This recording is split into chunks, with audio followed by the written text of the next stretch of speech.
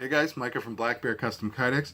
I have a quick video for you today on Tops El Chete, which is an awesome, really rugged, really thick machete style blade. It's got a sheep's foot shape to it and nice sweeping edge. This is a very interesting knife, and Tops really outdid themselves on just overall ruggedness. This thing is a beast.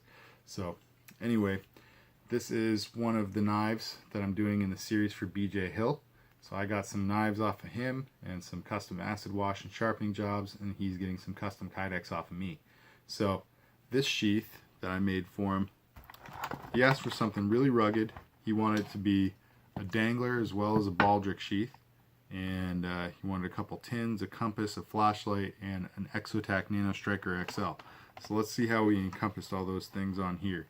He just told me to be creative, set it up however I wanted, and this is what I came up with. So we've got an SE tin here on the bottom. It's got its own retention, or own click going back in. Not a very big click, but you can feel it. And this is a very interesting, unique holder. I hadn't seen anybody do something like that. I just wanted to try something different, and it actually worked pretty well, so I'll probably do something like this a little more often. We've got this small Altoids tin here, and this is a one-way draw. It's only coming out the one side. I've got the other side caved in just enough to hold it in, so you know, with enough force you could probably force it out the bottom, but it's really designed to only come out the top. So it's got a nice finger groove. You just reach in there and check it out. It's actually got its own click as well. So nice. We've got a Nano Striker XL from Exotac here on the bottom, and if you haven't checked out Exotac, you should go do that. They make really great fire starting gear, and this particular thing is a watertight capsule. You unscrew one end to get the rod out and the other end to get the striker out. So this is a really nice compact system and allows you to start fires. We've got the Matco flashlight here, and it is a tight draw on that. So if you're wearing it as a dangler, you're probably going to need to brace the sheath with your left hand and grab the light with your right hand to pull it out. However, if you're wearing it as a baldric system, you know, slung over your shoulder like so, you can actually leave the flashlight in the holder. Just turn it on, and you've got yourself full range of motion. Obviously, it's not going to be quite as agile as just having that small light out, but you don't even have to take it out of the sheath, and you can use it pretty handily. So we got that. On the back, we have a Sunto A2 compass. It's a really nice compass, especially when you consider the price, only around 20-25 bucks. And this holder that I created, I just used this layer, this top layer of basket weave, molded out, and you can see the little circle there corresponds with the little magnifying glass on it. So that's where most of the retention's coming from.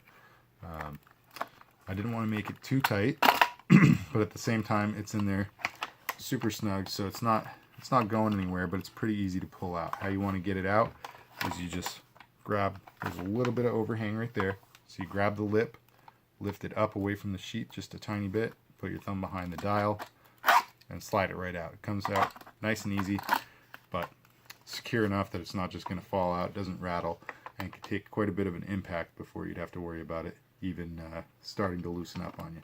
So those are the attachments. Now let's look at the carry system. For this dangler, I actually created a pretty rugged, let's see if I can get that out of the way. So we've got a 5-layer. I didn't want to just do my standard 2-layer, you know, a loop up around a D-ring piece of Kydex. I wanted it to be nice and rugged to support the weight of this and to just match with the rest of the sheath, because the whole thing is just this monster. It's like the Abrams of Kydex sheaths. So anyway, we got 5 layers on here. That's super rugged. I can barely flex it at all. So I'm really confident in that. We're doubling the D-ring for the dangler as the front attach point for the sling. We've got a second attach point down here at the bottom, and then you're probably looking at this wondering what this thing does. So we have a D-ring and one of those HK clips on a Velcro strap. So what you can do is you take this Velcro strap, you put it on your belt, and it'll actually create an anchor point on which the sheath rests. So the weight is borne on your shoulders by the sling. Here, why don't I just put it on and show you. So the idea is that you have this comfortable sling system that works nicely, but at the same time, you don't have to worry about the knife moving around too much.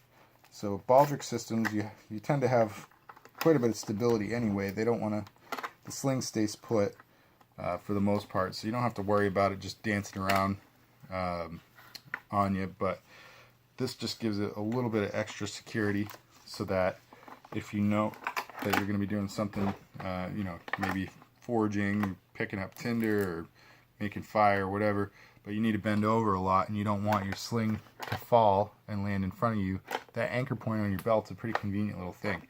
Another piece of the puzzle, another function that it serves is, let's say you're doing something with your left hand and you need to grab your knife out. Maybe you're bending a tree over, you got to chop something, whatever the scenario is. But if you want to be able to pull this out, you can do it. You know, you can use the thumb brake. I'm gonna see. I used only the thumb brake to do that. It's doable, but it's really rigid because of the multiple layers on there. So it's hard to do that with the thumb brake. And I think having that anchor point on there gives you something. See, I'm going to put my thumb down here, so I'm not using that at all. But you have that anchor point. You can just grip it and rip it. So you keep using your left hand however you want to, and you can trust that your sheath is braced on your belt sufficiently that you can just pull this out and overcome the retention of the sheath. So it serves a couple nice little purposes, and obviously you can put that wherever you want on your belt. You can even put it in the small of your back and have it dangling inverted, you know, on the sling, whatever. As for the sling itself, I went with Eagle Rock gear. I hadn't used them before, but I bought one of the slings to see how it is, and I thought it would be the perfect one for El Chete. So it's got this nice little loop here. You can do really quick adjustment, tighten it up, and it's not going anywhere. Sincerely, you know, pulling on the sling itself, it doesn't want to move. So you really have to just grab this, and by lifting it away, you're actually changing the angle of the buckle and allowing the tension to be released from the strap. So you can loosen it or tighten it all the way as quick as that. It's a really nice sling. So Eagle Rock gear. Got a bunch of paracord on it too, so just a nice little thing to have in an emergency. You've got, I'm actually not sure how many feet of paracord is on there, but in my experience trying to do any kind of knots with this, it looks like it's 6 strands. Well, it's probably all just one piece, but it's 6 passes and a double Solomon over it. So I mean, we're probably talking like 50 feet of paracord on there, probably more actually. But that thing is a rugged sling to go with a rugged sheath.